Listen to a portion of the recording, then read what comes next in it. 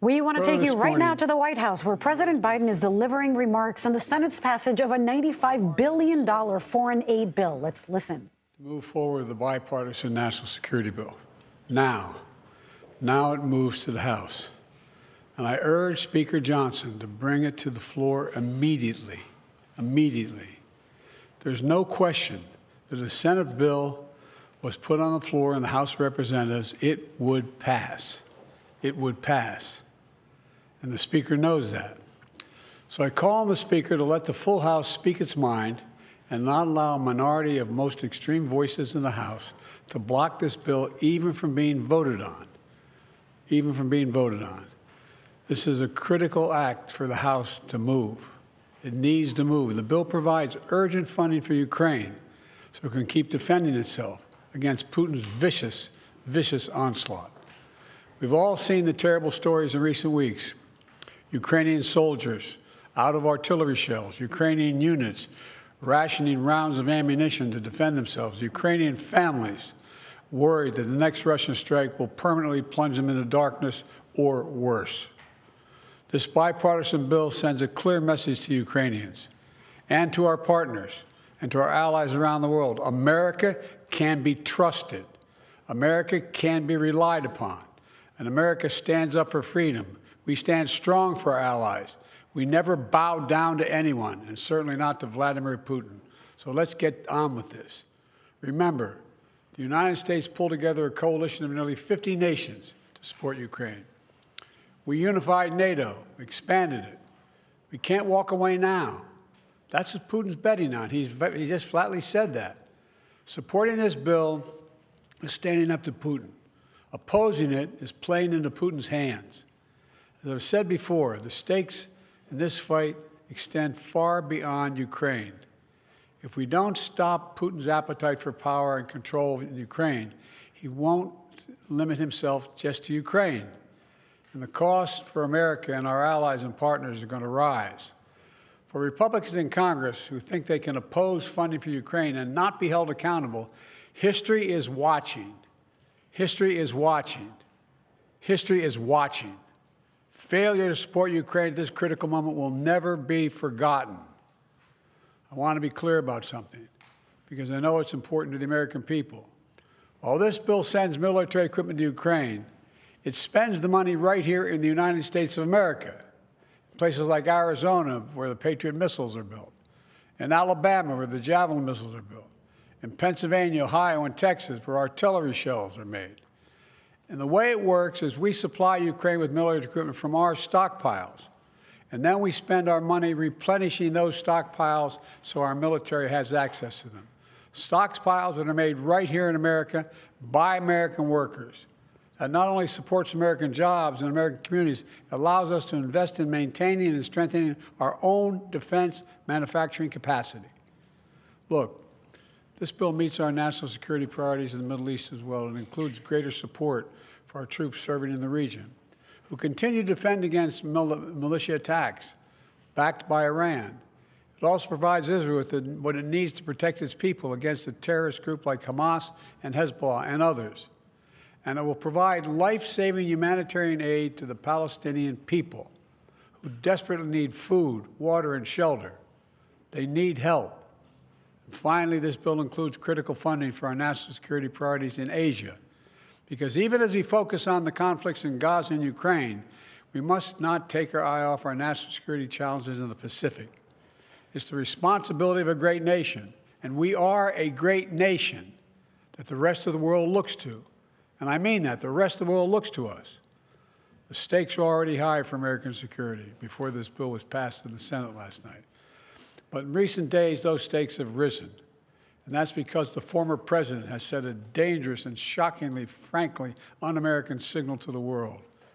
Just a few days ago, Trump gave an invitation to Putin to invade some of our allies, NATO allies. He said if an ally didn't spend enough money on defense, he would encourage Russia to, quote, do whatever the hell they want, end of quote.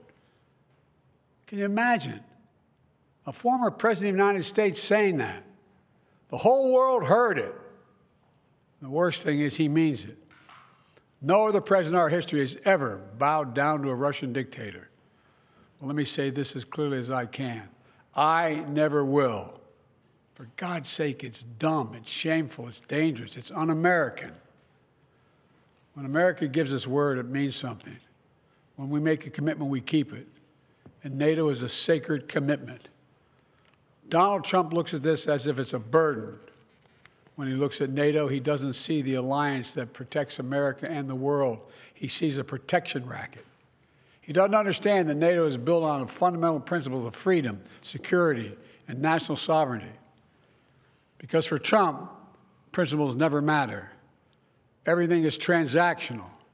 He doesn't understand that the sacred commitment we've given works for us as well. In fact, I would remind Trump and all those who would walk away from NATO, Article 5 has only been invoked once, just once in our NATO history, and it was done to stand with America after we were attacked on 9/11. We should never forget it. You know, our adversaries have long sought to create cracks in the alliance. The greatest hope of all those who wish America harm is for NATO to fall apart. And you can be sure that they all cheered when they heard Donald Trump and heard what he said. I know this, I will not walk away. I can't imagine any other president walking away. For as long as I'm president, if Putin attacks a NATO ally, the United States will defend every inch of NATO territory. Let me close with this. You've heard me say this before. Our nation stands at an inflection point in history, where the decisions we make now are going to determine the course of our future for decades to come. This is one of those moments. And I say to the House members, House Republicans, you got to decide. Are you going to stand up for freedom? Or are you going to side with terror and tyranny? You're going to stand with Ukraine, you're going to stand with Putin. Will we stand with America or with Trump? Republicans and Democrats in the Senate came together to send a message of unity to the world. It's time for the House Republicans to do the same thing, to pass this bill immediately, to stand for decency, stand for democracy, to stand up to a so-called leader hell-bent on weakening American security. And I mean it sincerely. History is watching. History is watching. In moments like this, we have to remember who we are. We're the United States of America. The world is looking to us. There's nothing beyond our capacity when we act together. In this case, acting together includes acting with our NATO allies. God bless you all. May God protect our speakers. And I promise I'll come back and answer questions later. Thank you. Sir, when Trump said that, sir, what did Putin hear? What's plan B if the speaker doesn't act? Sir, the hostages.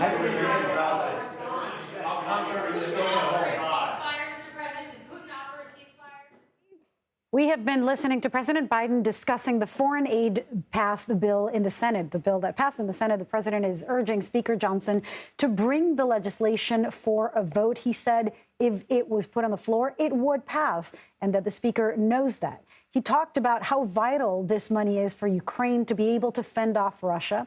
He said failure to support Ukraine would mean a victory for Vladimir Putin.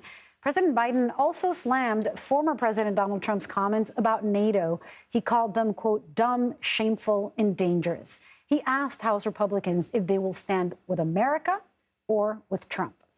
To discuss this, I want to bring in CBS News congressional correspondent Nikole Killion. Nikole is, of course, on Capitol Hill. Nikole, let's talk about President Biden's reaction. That was quite strong, especially in terms of addressing what Trump said about NATO. Talk to us more about why they might have taken this opportunity to remind people of what Trump said.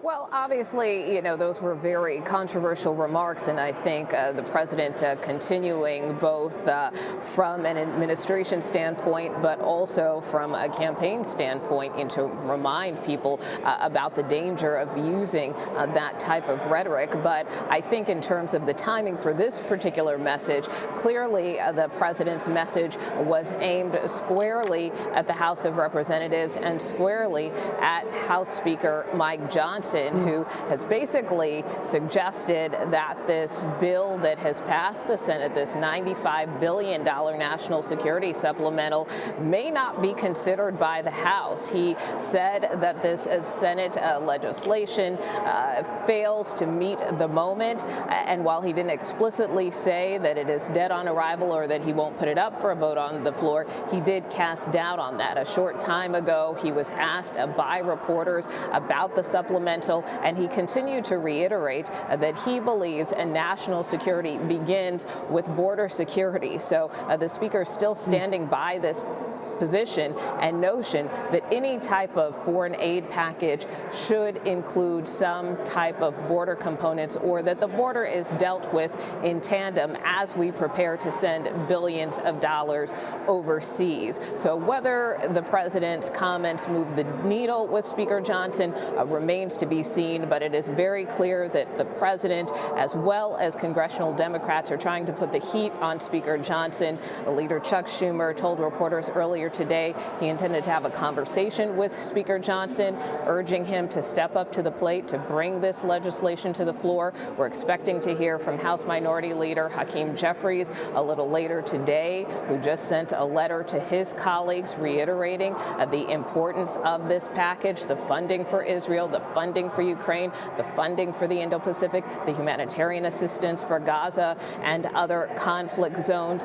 and that this bill meets the mark. And he said in this letter to his colleagues that Democrats will use all legislative tools available to them to try to get this package on the floor. So again, Democrats writ large, the White House now really trying to put the ball in Speaker Johnson's court to move this package forward. Nikole, you're saying the Congressional, the Republicans are saying that there needs to be a border part attached to it, but the bipartisan border bill also failed.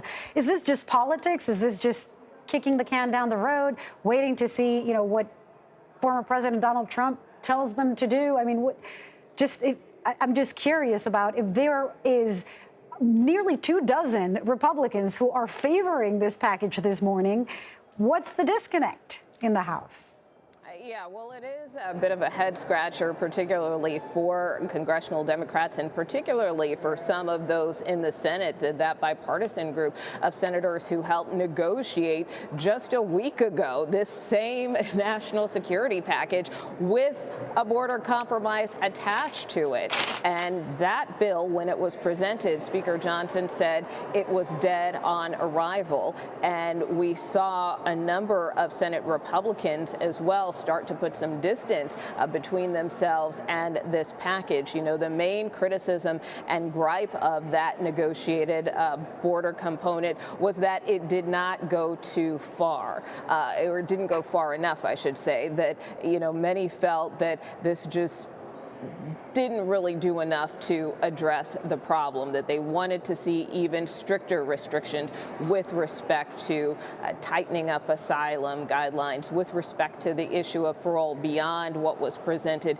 in this border package. And then there was also some skepticism that this package had been negotiated behind closed doors and that Republicans would be settling more for a Democratic plan, even though this included Republican proposals. And then there was real concern and skepticism about the component of the legislation that portended to suggest that the border could be shut down in emergency cases. Many Republicans arguing that the president can do that with the power he already has, that they don't need legislation in order to do that, although the White House often counters that, yes, but we need Congress to approve these policy reforms and the funding to be able to make some of these changes happen. So, while there was a lot of concern over the components of that negotiated border package, many Republicans still insist that they want the issue addressed. And that really is the point that they're trying to make in terms of their rejection of this new national security package, which no longer includes any type of border measure. Nikole, we just heard President Biden draw a line on the sand. He said, do you stand with America or do you stand with Trump? Specifically referring to Trump, NATO, Russia, and talking about, if aid doesn't go to Ukraine, then basically you're empowering Putin. How is that resonating with Republicans? I know there is a division there. There's some Republicans that are fiercely opposed to the invasion of Ukraine, who want to fund Ukraine and help fund Ukraine in order to defend it against Russia and for purpose of U.S. national security. Is that how it's seen in Congress? I mean, is it split? Like, talk to me about how this line on the sand is resonating.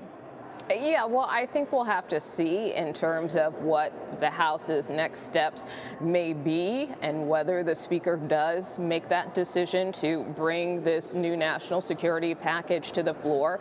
But as the president alluded to, and we also heard a similar line from Leader Schumer earlier today, they continue to insist that there is bipartisan support in both chambers to support aid to Ukraine. And historically, that has been the case, even though some of that support has waned and peeled off. I mean, look, there is a group of kind of hawkish, more defense-minded Republicans who believe it is essential to keep funding Ukraine. And then there's also a wing of the party that believes we're open to this, but we want more strings attached. We want more accountability. We want greater oversight and more answers about how this money is spent. And then there are those who just simply oppose it across the board and feel like instead of sending all of this money overseas, again, that we need to address the crises at hand at the border at home before we deal with anything else. So that's kind of the range of thought and opinion among many congressional Republicans. And you even have some, including Marjorie Taylor Greene, who has threatened to potentially remove the Speaker or use that motion to vacate if he even brings any type of Ukraine funding to the floor. And we know that Speaker Johnson has a very narrow majority in the House. Yeah. So there are a lot of dynamics at play as the Speaker weighs this decision as to whether or not to move forward with this legislation. Wow. Nikole Killion, thank you for translating Congress to us. It's remarkable.